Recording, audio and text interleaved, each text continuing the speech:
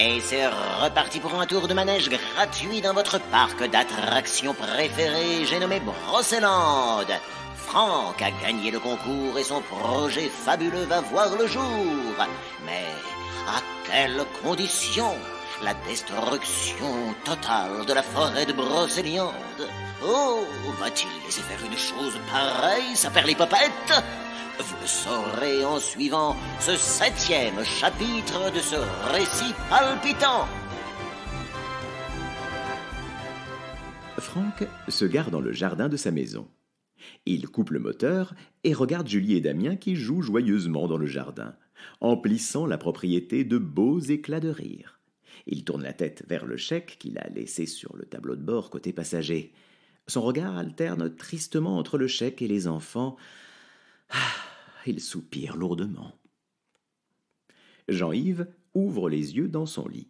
Il a le visage maussade. Il se frotte la tête et grimace. « Oh, ma tête, oh !»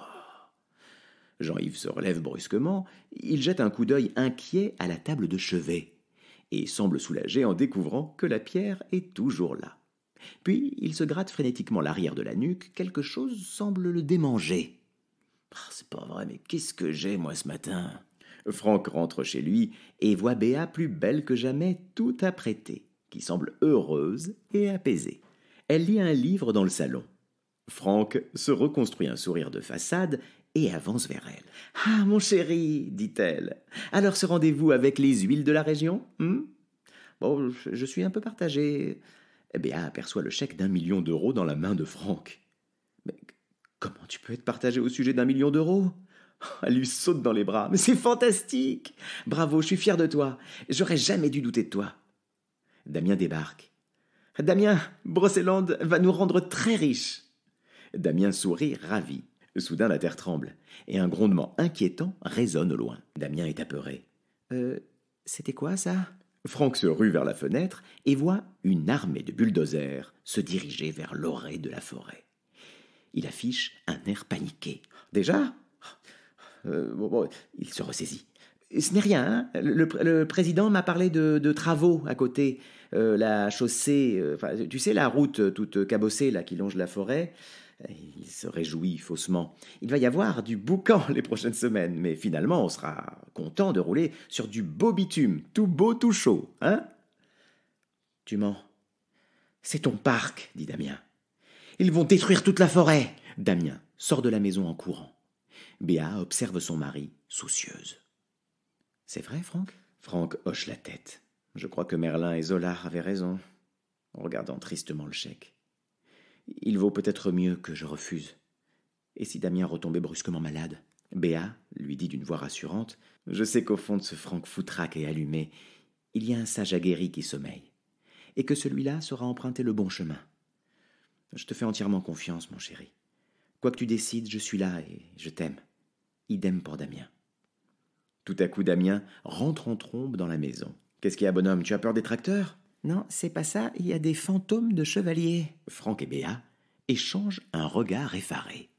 Soudain, des spectres de chevaliers aux armures noires, armés de lances, traversent le jardin en soulevant de la poussière, avant de se ruer dans le salon.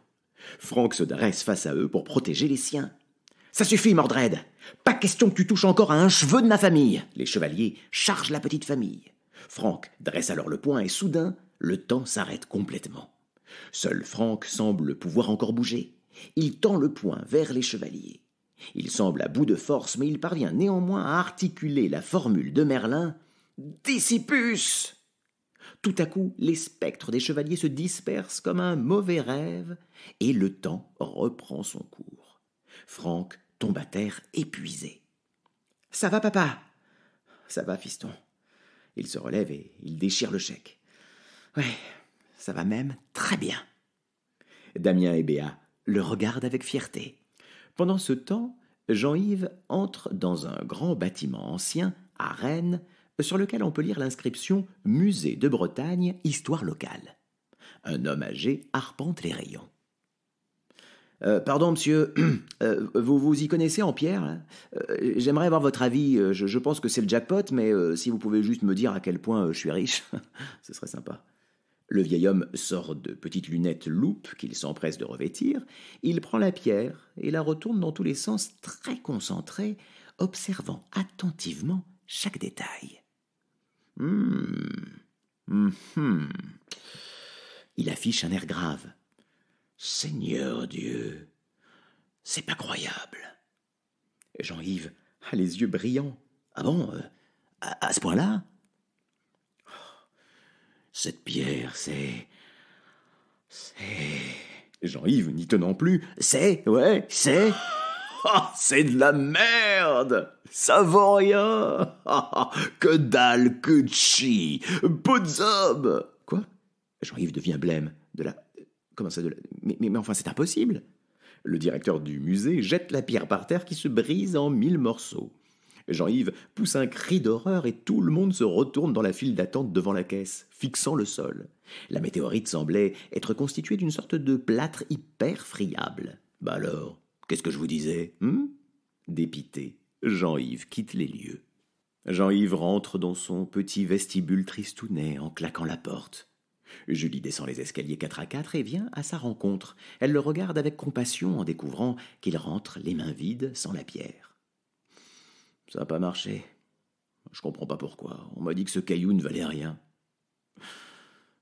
Jean-Yves pénètre dans un salon poussiéreux, décoré avec des meubles un peu vieillots. Il va s'affaler dans un vieux canapé d'Hécatie. Julie le suit, elle semble hésiter à lui révéler quelque chose. Elle ouvre la bouche. Jean-Yves a un sourire triste. Ah, c'est pas grave, mon cœur, c'est la vie. Julie ferme la bouche et reste silencieuse quelques instants, l'air grave. Papa, est-ce que je peux inviter Damien? Jean-Yves, l'air absent. Ouais, bien sûr. Julie sort de la maison, l'air ravi. Viviane, tenue sexy en diable, sûre d'elle, traverse le jardin du gîte, une bouteille de champagne en main. Elle croise le regard de Damien et Julie, qui la fixent ostensiblement. Elle blêmit. Pourquoi est-ce qu'il est encore en vie, ce vermisseau? Aux enfants. Bah quoi, vous voulez ma photo? Et finalement, Damien et Julie courent vers la maison de la fillette. Et Viviane les regarde partir et aperçoit Jean-Yves tenant un plateau avec petits gâteaux et jus de fruits. Il le présente aux enfants. Et le visage de Damien se détend un peu. Il sourit. Viviane se dit pour elle « Tiens, monsieur Fumier est aussi papa gâteau. » Puis, méprisante, « Blaireau. » Elle sonne à la porte de chez Franck, qui ne tarde pas à ouvrir. « Ah, c'est vous? Qu'est-ce que vous faites là ?» Viviane caresse la joue de Franck et entre sans attendre d'y être invitée. Elle s'installe dans le canapé, dans une pose langoureuse, et fait signe à Franck de venir s'asseoir auprès d'elle. « Je suis juste venue prendre des nouvelles de mon bel imaginaire. » Elle caresse la joue de Franck à nouveau, puis elle dépose un baiser dans son cou, juste au moment où Béa débarque dans la pièce. « C'est qui cette poufiasse? Pourquoi est-ce qu'elle t'embrasse dans le cou? »« Non, c'est personne, chérie. Je m'apprêtais à lui dire que je ne voulais plus rien avoir à faire avec son projet. Voilà. » Puis il dit à Viviane « J'ai déchiré votre chèque. J'ai compris votre manège. Vous ne détruirez pas Brocéliande. » Que vous pouvez être gnangnan. Ce ne sont que quelques arbres dont tout le monde se fout.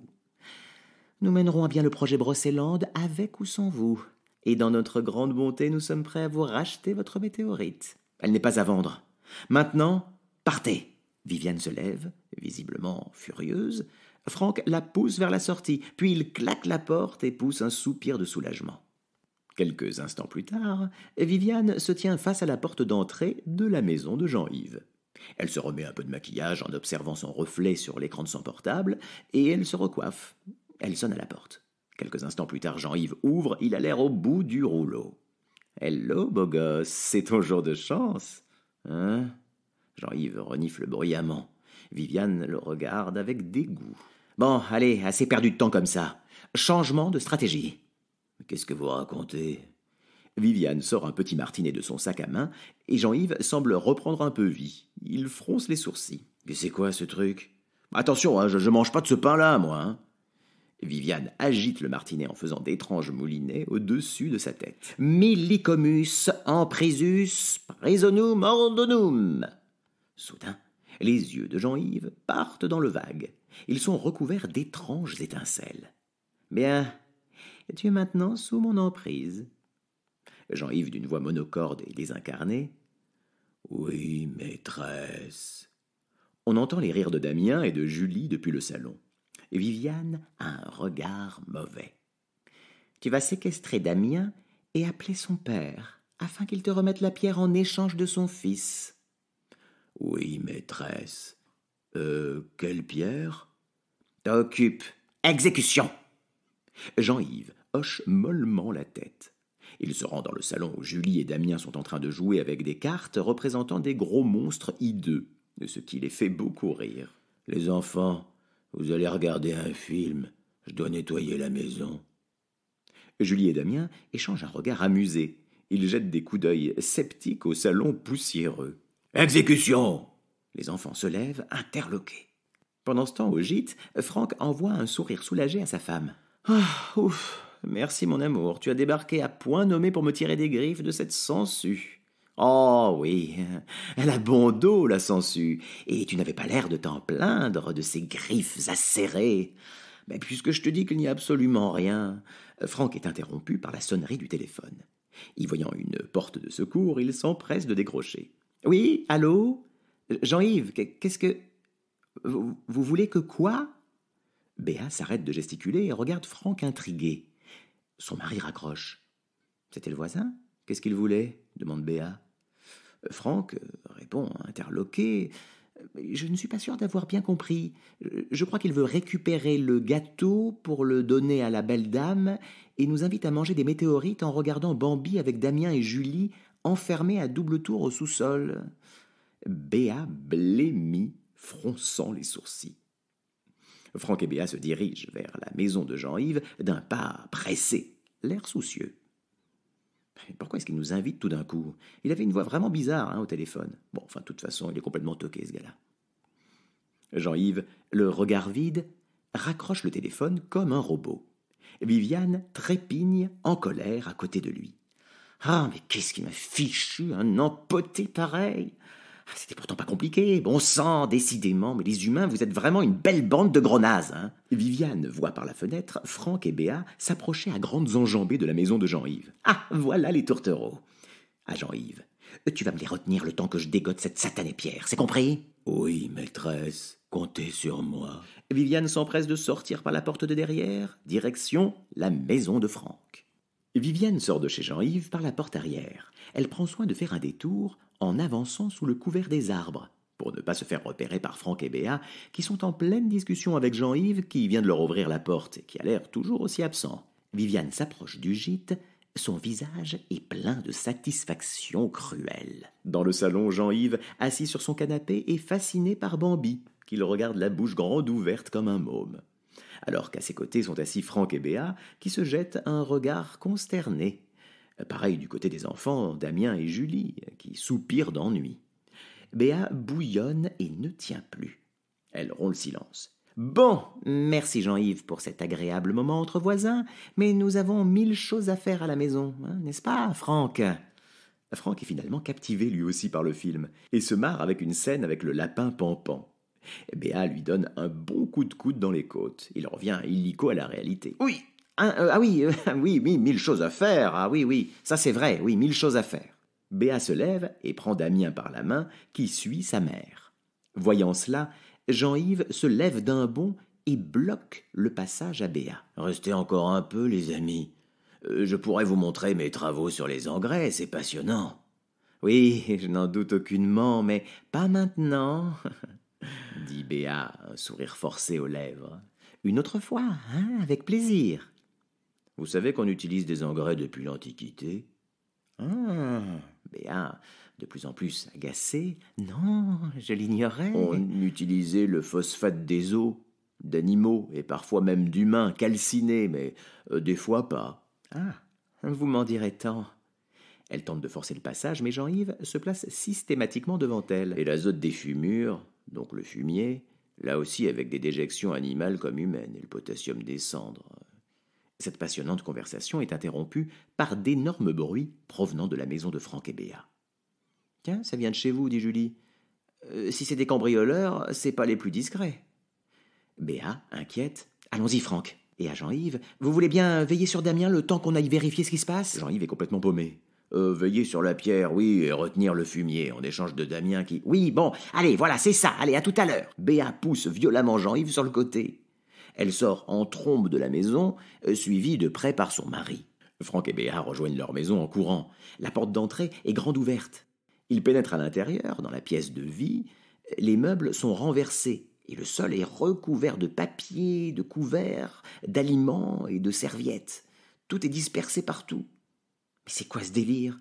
C'est ta maîtresse qui a fait ça ?» demande Béa. « Mais enfin, chérie, ce n'est pas ma maîtresse, puisque je te dis que c'est elle qui m'a sauté dessus. » À cet instant, on entend un râle rauque en provenance de l'étage.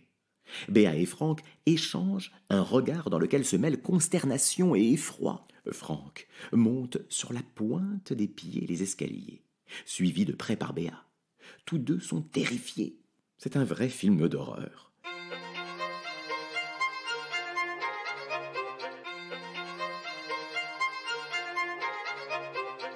Les histoires